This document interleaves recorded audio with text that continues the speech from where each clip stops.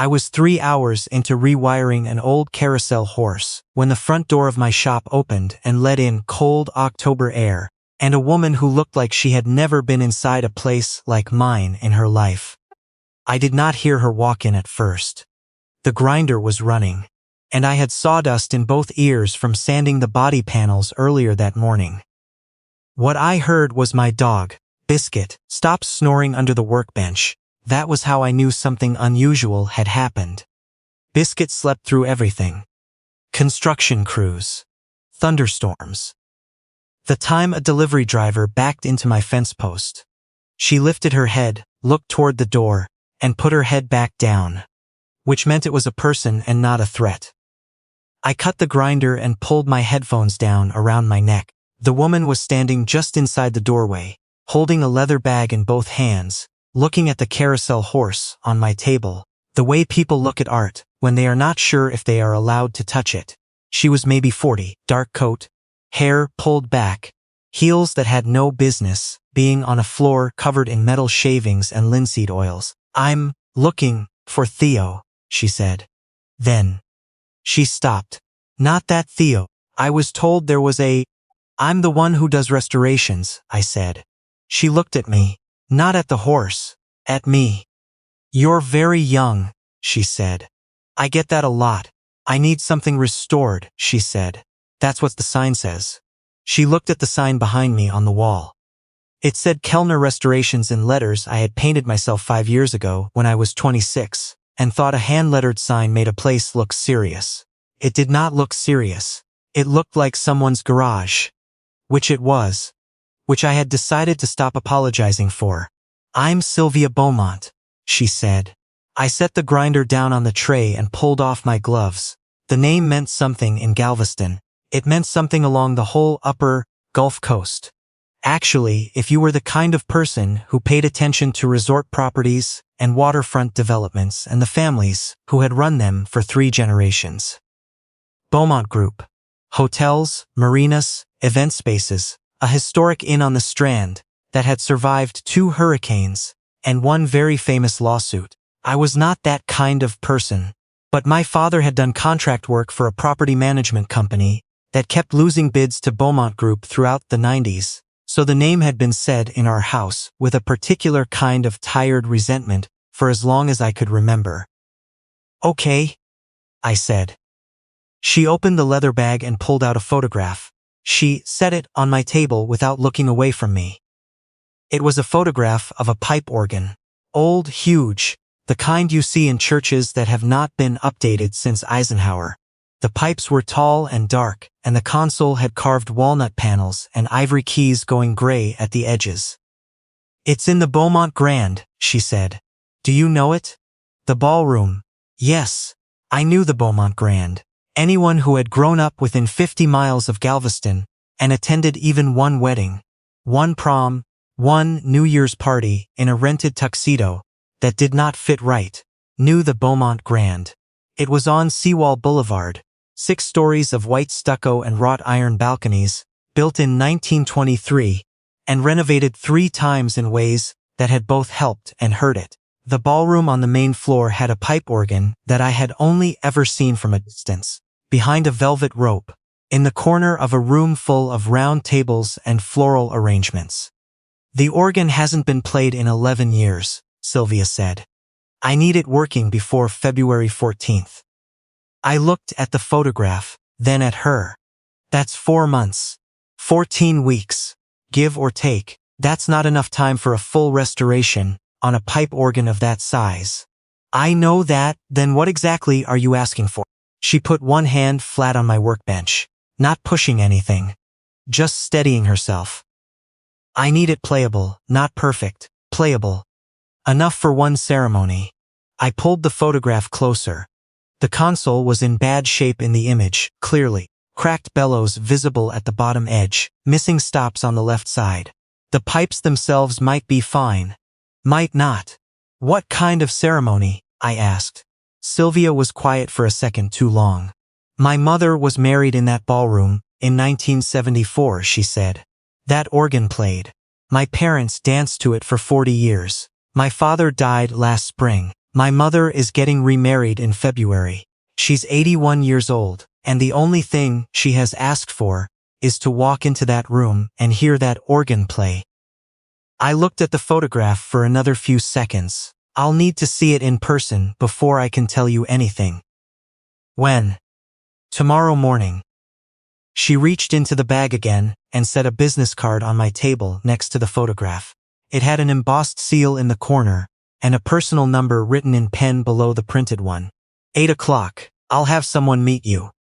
I picked up the card, looked at it, looked at her. I'll drive myself, I said. She almost smiled. Not quite. Of course. After she left, my dog came out from under the workbench, walked to the door, sniffed the air where Sylvia Beaumont had been standing, and sneezed once. I took that as a professional opinion. The Beaumont Grand looked different from the service entrance. I had been to the front twice in my life, both times for events I had been underdressed for.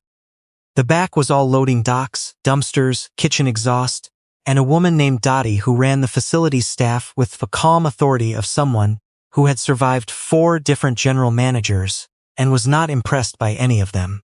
She walked me to the ballroom through a series of back corridors that smelled like cleaning solution and old carpet.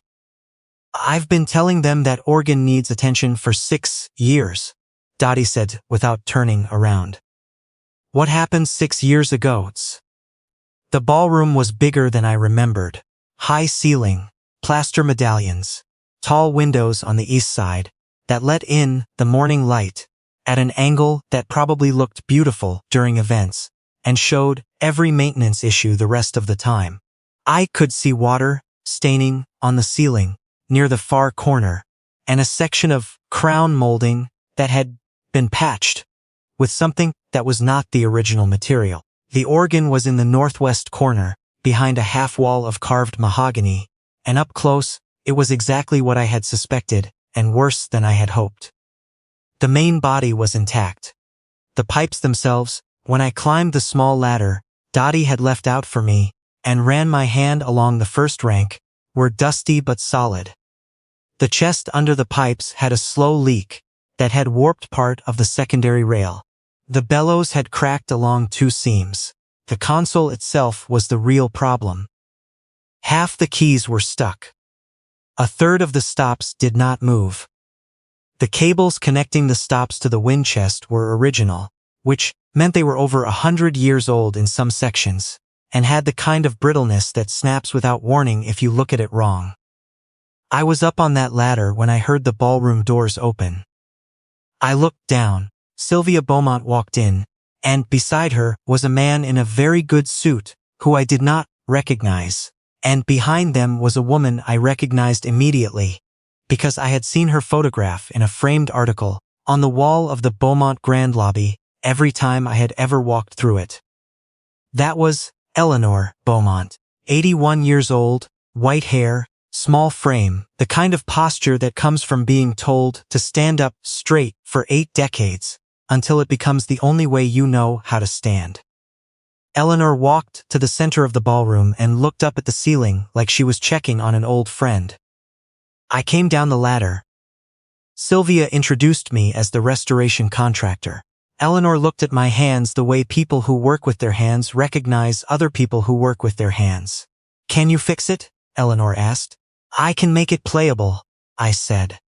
"I can't promise beautiful, not in 14 weeks. "I don't need beautiful," she said. My Thomas used to say that this organ sounded like an argument between God and a steam engine. I just need it loud enough to fill this room one more time. "I'll do my best," I said. Eleanor nodded, like that was the only answer she had been waiting for. Then she turned to Sylvia and said something quiet, and Sylvia's face did something complicated. I looked at the man in the good suit. He had not said anything since they walked in, but he had particular expression of someone calculating. With the particular expression of some Brant Whitmore, he said, and extended a hand. I shook it. "Theo Kellner, Brant is the incoming CFO of Beaumont Group," Sylvia said. "He has some questions about the project scope." Brant smiled. It did not reach his eyes. "Just standard due diligence. Budget, timeline, liability. I'm sure you understand. I understood fine. I had been in enough rooms to know what due diligence meant when it came from someone who arrived after a deal was already being discussed and immediately started asking about the budget. The scope is what I tell you after I've had 2 more days with the instrument, I said. Brant's smile stayed exactly where it was. Of course. On my way out, Dottie caught my arm in the corridor. Watch that one, she said, tilting her head back toward the ballroom. Whitmore. He has been trying to get that ballroom converted into a conference center for 3 years. The organ is in the way, literally and otherwise. I looked back at the closed ballroom doors. Mrs. Beaumont doesn't know? Dottie looked at me the way people look at you when they want to say yes without saying it. I called my friend Ray that evening. Ray was a pipe organ technician out of Houston who had 15 years on me, and no patience for anything that wasted his time, including phone calls that did not get to the point fast. I got to the point fast. I described the instrument.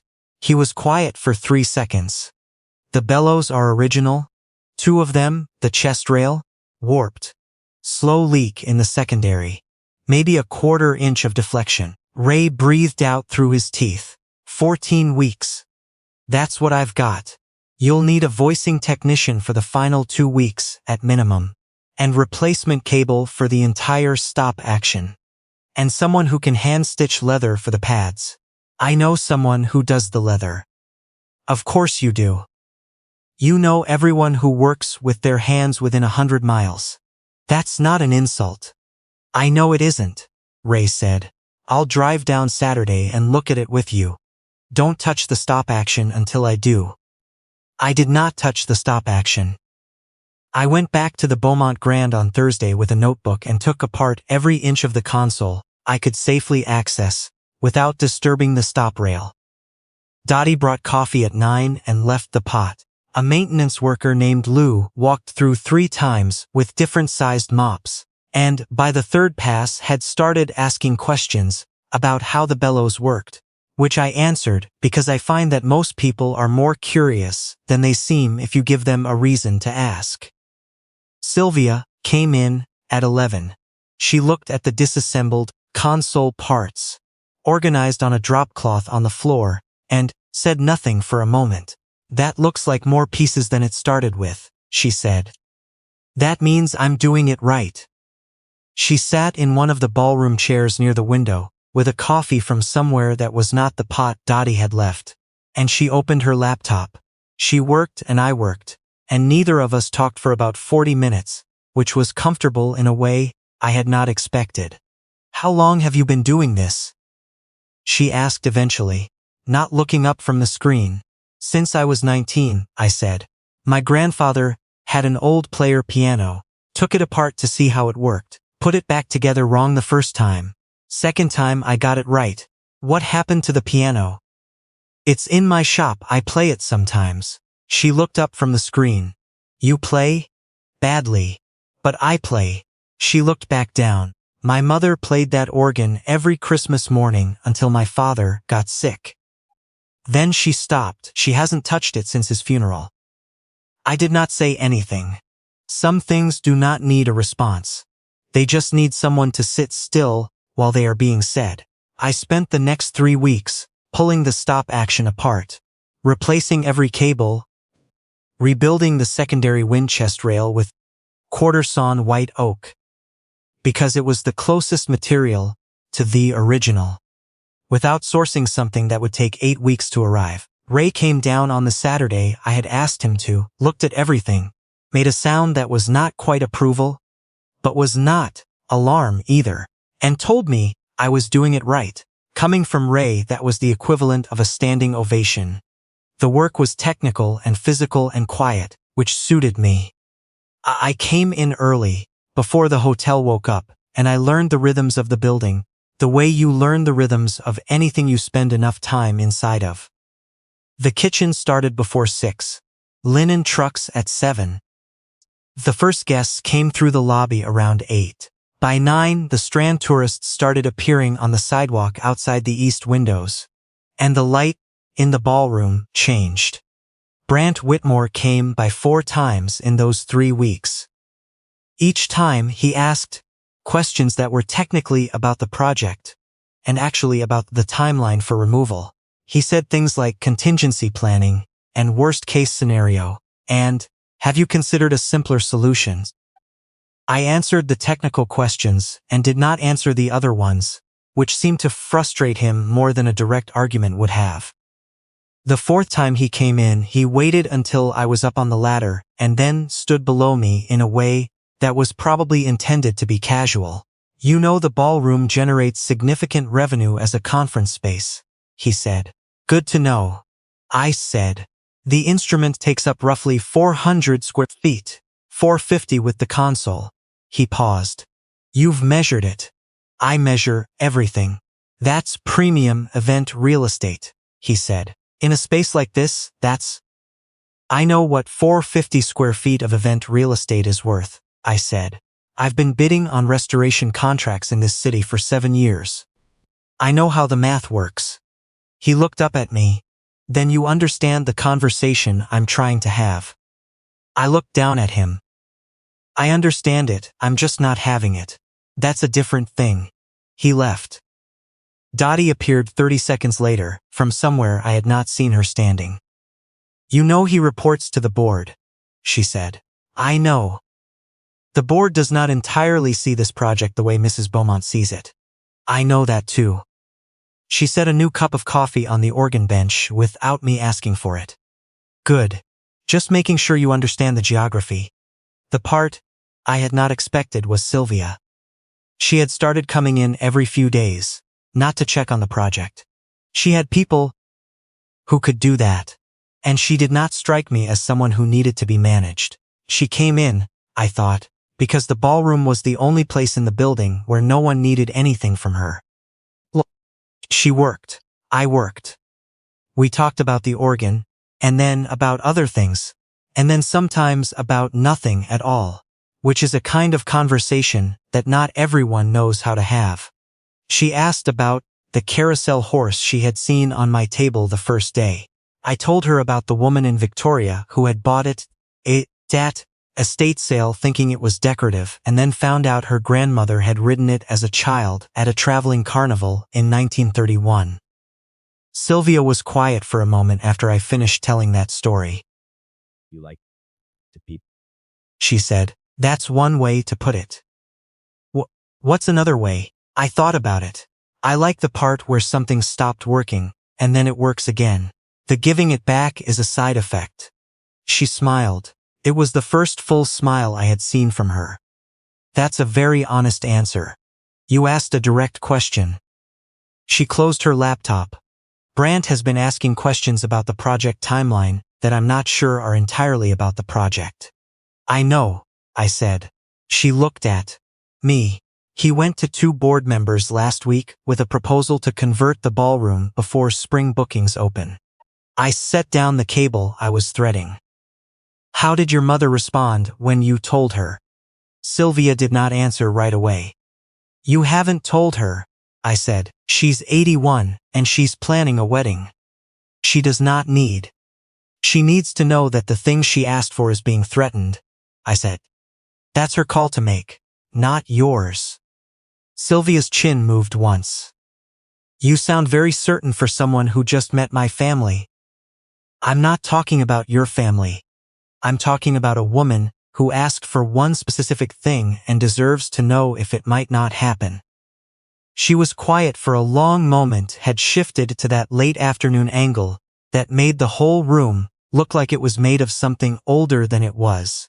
I know, she said finally. I've been trying to figure out how.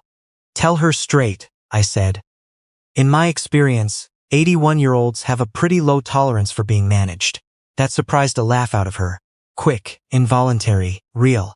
She pressed her hand to her mouth like she had not meant to do it. I'm sorry, she said. Don't be. That one was earned. The crisis came in week 9. I had replaced the bellows, rebuilt the chest rail, revoiced 8 of the 12 ranks, with Ray on the phone walking me through it. I was 3 days from the first pressurized test when Dottie called me at 6 in the morning. The board voted last night, she said. Whitmore pushed for a special session. I sat up. What was the vote? Exploratory approval for the ballroom conversion project, which in Beaumont Group language means they're going to announce it as decided and wait for someone to object loudly enough. I got dressed and drove to the Grand and went straight to the ballroom. The instrument was still there. The progress was still there. Everything looked exactly as I had left it, which was somehow worse, because the danger was not visible. Sylvia was already in the building. She found me in the ballroom, and she looked like she had not slept. I found out at 10 last night, she said. I've been on the phone since 11. What do you need? I asked. She looked at me. I need people to understand what they're about to destroy. I picked up my phone and called Lou from maintenance, who had been asking about the bellows for 3 weeks. Then I called a woman named Patricia at the Galveston Historical Foundation, who I had done 2 projects for, and who had opinions about preservation that she was not shy about sharing. Then I called the features editor at the Galveston Daily News, who had done a piece on my carousel horse restoration the year before, and who I knew was always looking for the kind of story that had a deadline and a photograph. It was not a protest. It was just people talking in the right rooms at the right time, which is sometimes the only restoration work that matters. The story ran on Friday. Photographs of the organ, the ballroom, the 1974 photograph of Eleanor's first wedding in the same room. A quote from the Galveston Historical Foundation about the instrument's provenance. A quote from Eleanor, which she gave herself, didactically, in the voice of someone who had not spent 81 years being managed by anyone and was not about to start. Brant Whitmore requested a meeting with Sylvia on Saturday morning. I know this, because Sylvia called me afterward. He backed down, she said. From the conversion? From the timeline. The board is tabling the decision until after the restoration is complete, and they can evaluate the ballroom's event schedule for the year. Which means we finish the organ before anyone has to make a harder decision, and my mother gets her ceremony. I was in the shop when she called, standing at the workbench where the carousel horse used to be, looking at an old upright piano I had been ignoring for a month. Sylvia, I said. Yes, you should tell your mother you fought for it. She was quiet, I said, not because she needs to be protected. Because she'd want to know her daughter did that for her. A pause. I already did, Sylvia said. This morning. Good. Another pause. Theo, yeah, I'd like to see the shop sometime, if that's allowed. I looked at the piano. At the carousel horse parts, I had never quite gotten around to putting away. At the Kellner restorations, sign that looked like someone's garage because it was someone's garage. Come whenever, I said. I'll make bad coffee. She came on a Tuesday.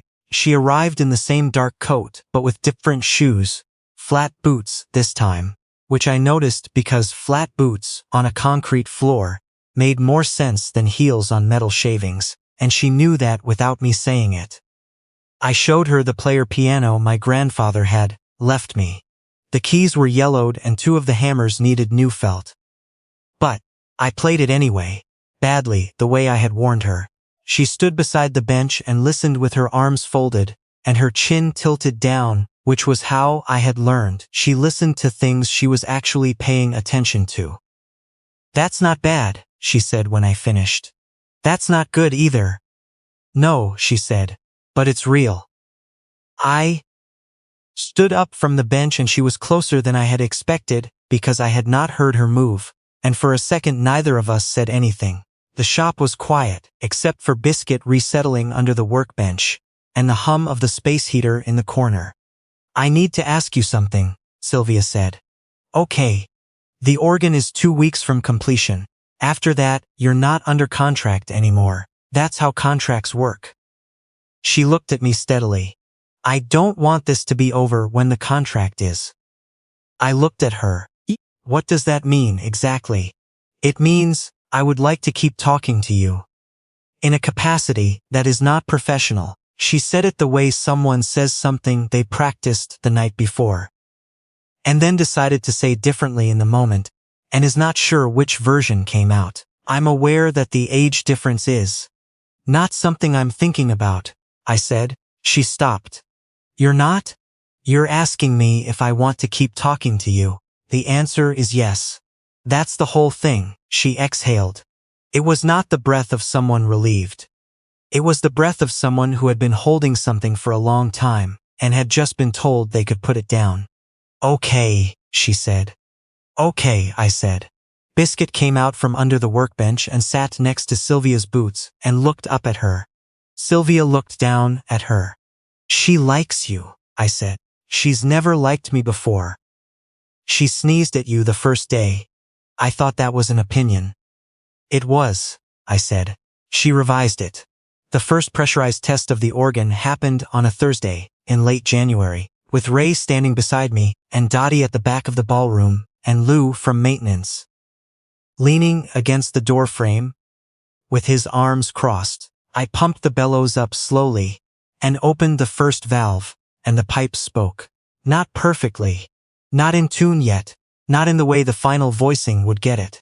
But they spoke, and the sound filled the room, the way sound fills a room that was built for it, and Ray said, "There it is." Quietly, the way he says things he means. I looked at the doorframe where Lou was standing. He was nodding, very slightly, like the organ had said something he agreed with. The ceremony was on February 14th. I was not invited, which made sense. I was a contractor, who had done the work, not family, not a guest. I came anyway, because Dottie called me the morning of and said, "You should be here." And I had learned not to argue with Dottie. I stood in the back of the ballroom, in a jacket I had borrowed from Ray because it fit better than mine. Eleanor Beaumont walked in on her son's arm, 81 years old and upright. And when the organist played the first chord, she stopped walking for 1 full second, and closed her eyes. Just 1 second. Then she kept walking. I did not know the man Eleanor was marrying. He was tall, red-faced, looked like someone who had spent his life outdoors. And he was watching Eleanor walk toward him with the expression of someone who knew exactly how lucky he was. That part I understood. Sylvia was standing near the front. I could see the back of her coat from where I was. When the organ played the first full measure, she turned her head slightly. And from the back of the room I saw her exhale, and then she did not look back. She just stayed very still and listened. I had not told her I was coming. After the ceremony, people moved toward the reception space, and the ballroom cleared out slowly. I waited until most of the room was empty, then walked to the organ and stood in front of it. The organist had stepped away. The pipes were silent. The bench had a red cushion on it that had not been there when I was working. I sat down, put my hands on the keys, played 1 chord, slowly, not because I am good, but because the room was quiet and the instrument had earned the right to be heard by someone who knew what it had cost to get here. You're not supposed to be in here. I turned around. Sylvia was standing at the edge of the half wall. "I know," I said. "Dottie let you in." She did. Sylvia came around the carved mahogany panel and stood beside the bench. She looked at the pipes, at the console, at the keys under my hands. "You fixed it," she said. "We fixed it," I said. "Your mother fought for it. You fought for it." Dottie kept records for 6 years. Lou helped me move the wind chest at 6 in the morning, because I needed a second pair of hands and he was there. I just put the pieces back. Sylvia looked at me for a moment. Then she sat down on the bench beside me, which was not a large bench, so we were closer than we had been, even in the shop.